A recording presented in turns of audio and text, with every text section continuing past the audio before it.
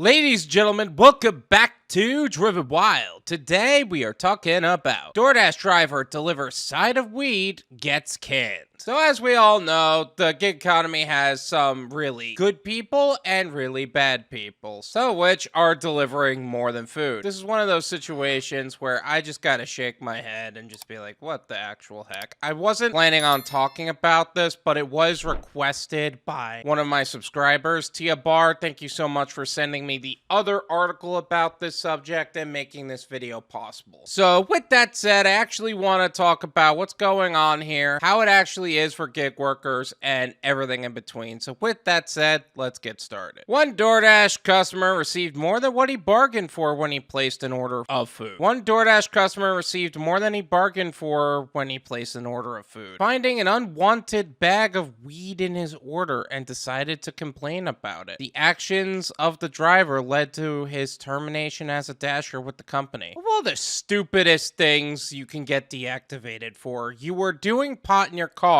and you gave your pot to a customer? What? I don't even know what to say about that. Like, that was just dumb. First of all, you shouldn't be driving under the influence of drugs. And two, why would you give weed to a customer? Isn't weed, like, expensive too? That's what happens when you are doing drugs. You do stupid crap. Say what you will about weed, it still was stupid. A Columbus, Ohio man who wishes to remain anonymous said he ordered food through DoorDash on August 9th and complained that the bag of weed made him feel scared. If law enforcement caught wind of that, he would probably be arrested or flagged by law enforcement, and that would end up screwing up his life. I was scared at first, but then again, I wasn't very surprised. The man who ordered the food from DoorDash told ABC6. He provided a photo of his bag of food where he found a fork and a bag filled with cannabis. The photo shows a baggie adorned with alien heads holding what appears to be about a gram of weed. Did this start with the driver, he said, or did this start in the restaurant that I ordered this from? So that's a good question. Who's the drug dealer? Is it the dasher or the restaurant? And if it is the restaurant, did the dasher get wrongfully deactivated? But if it was the restaurant, how do you screw that up? I mean, I feel like I've seen a lot of restaurants pull some crap. Like, we were just talking about how Starbucks gave an Uber Eats customer a frozen egg sandwich. And we also talked about how a customer ended up getting a ashtray filled in their food, which was disgusting. So this isn't too far off. Although I would genuinely be impressed if that was actually the case. If it was actually the restaurant. Because how would they know who the customer they were trying to sell the weed to if they were selling weed out of the restaurant? Or were they so stupid in the workplace that they gave them their own weed by accident? It's scary because I'm a healthcare worker and I see how this affects people every day, the customer said. I even have a close friend whose nephew actually passed away due to smoking some marijuana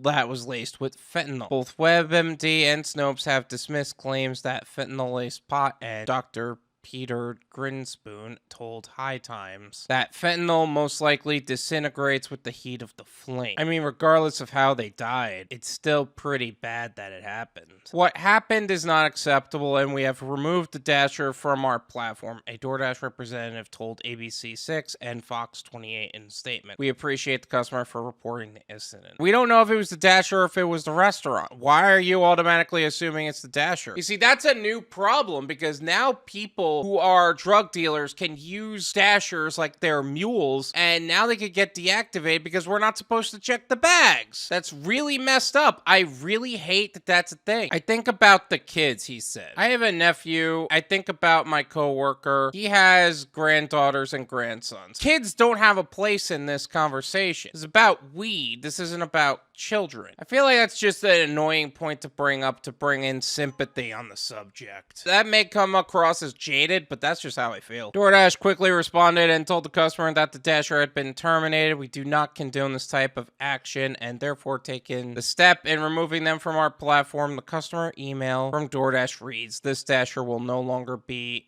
able to deliver future orders on DoorDash. Dashers or DoorDash delivery drivers must submit both a DMV and criminal background check before becoming a driver according to the company's background check policy. Just shy of murder, you can get on the platform. It's only a problem until DoorDash ends up on the news about it. Let's just be realistic. DoorDash and cannabis. 4 years ago at Fortune's 2018 Brainstorm Tech Conference, DoorDash CEO Tony Xu said that while the company toyed with the idea of cannabis delivery, there were no immediate plans for doing that, at least not in the United States. It's not like it's unheard of that cannabis delivery will be on the DoorDash platform, but it's not going to be in the US for a long time, at least as long as it's illegal. For the most part. Yes, there are states that have legalized it, but that's not the point. My question is, they're doing cannabis delivery, but they're not doing tobacco delivery? That doesn't even make sense. That's our general counsel's favorite question, Xu said. That's not what we're doing today, nor what we plan on doing. There are a lot of complications around payment when it comes to something that has that level of regulation.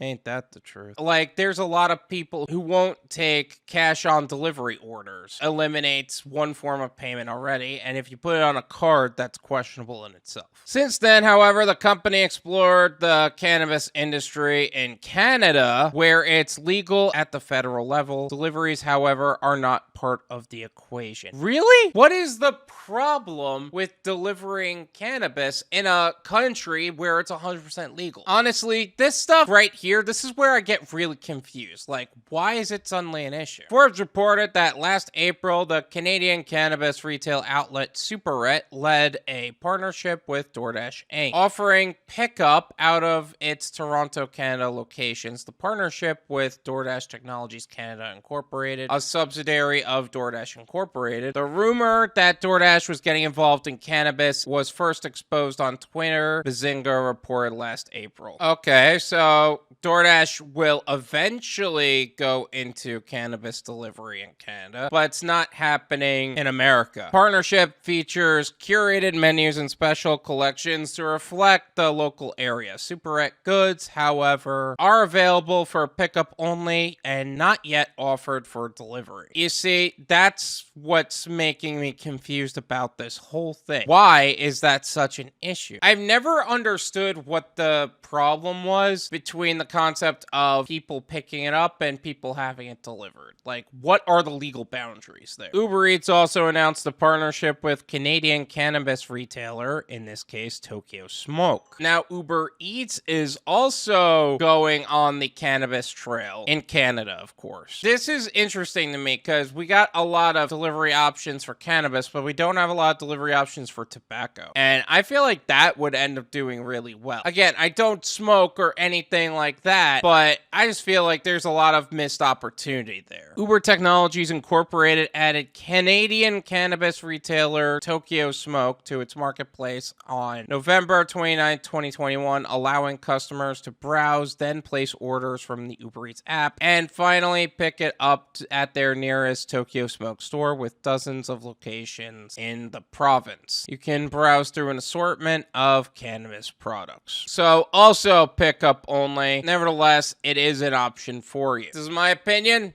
It's worth what you pay for it. None of you pay me.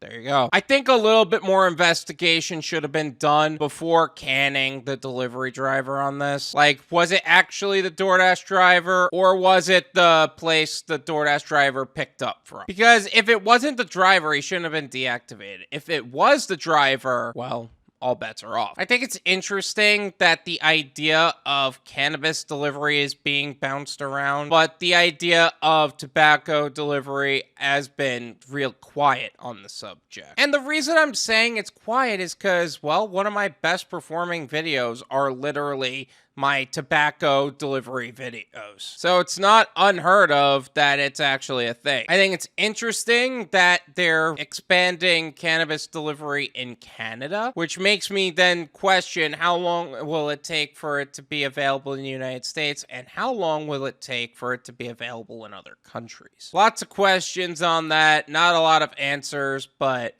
the future does look very interesting at this time. Thank you so much for watching. I really appreciate it. As always, make sure to hit the like button, subscribe if you're new, and I'll see you guys next time. Peace!